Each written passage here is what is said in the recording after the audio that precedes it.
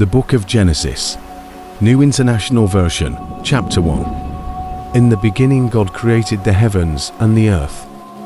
Now the earth was formless and empty. Darkness was over the surface of the deep, and the Spirit of God was hovering over the waters. And God said, "Let there be light." And there was light. God saw that the light was good, and He separated the light from the darkness.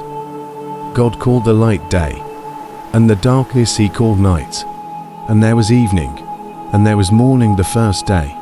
And God said, "Let there be a vault between the waters, to separate water from water." So God made the vault, and separated the water under the vault from the water above it. And it was so. God called the vault sky. And there was evening, and there was morning the second day. And God said, "Let the water under the sky be gathered to one place, and let dry ground appear." And it was so.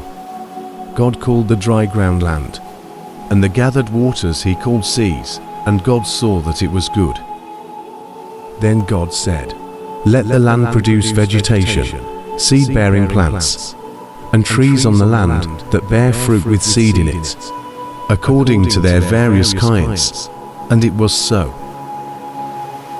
The land produced vegetation, plants bearing seed according to their kinds, and trees bearing fruit with seed in it according to their kinds. And God saw that it was good.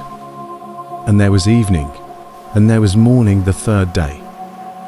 And God said, "Let there be lights in the vault of the sky, to separate the day from the night, and let them serve as signs, to mark sacred times and days and years. And let them be lights in the vault of the sky, to give light on the earth." And it was so. God made two great lights, the greater light to govern the day, and the lesser light to govern the night. He also made the stars. God set them in the vault of the sky to give light on the earth, to govern the day and the night, and to separate light from darkness. And God saw that it was good.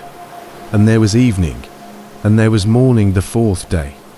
And God said, "Let the water teem with living creatures, and let birds fly above the earth across the vault of the sky." So God created the great creatures of the sea, and every living thing with which the water teems, and that moves about in it, according to their kinds, and every winged bird according to its kind. And God saw that it was good. God blessed them and said, "Be fruitful and increase in number, and fill the water in the seas, and let the birds increase on the earth." And there was evening, and there was morning the fifth day.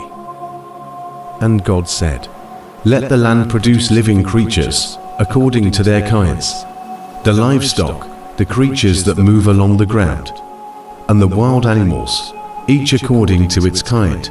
And it was so.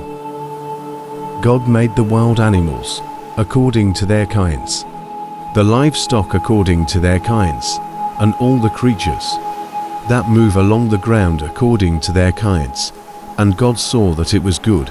Then God said, "Let us make mankind in our image, in our likeness, so that they may rule over the fish in the sea, and the birds in the sky, over the livestock and all the wild animals, and over all the creatures that move along the ground."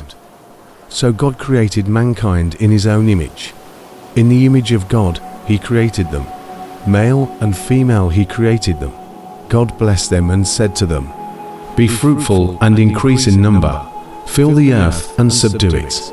Rule over the fish in the sea, and the birds in the sky, and over every living creature that moves on the ground." Then God said, "I give you every seed-bearing plant on the face of the whole earth, and every tree that has fruit with seed in it. They will be yours for food. And to all the beasts of the earth, and all the birds in the sky, and all the creatures that move along the ground, everything that has the breath of life in it, I give every green plant for food." And it was so. God saw all that He had made, and it was very good. And there was evening, and there was morning the sixth day.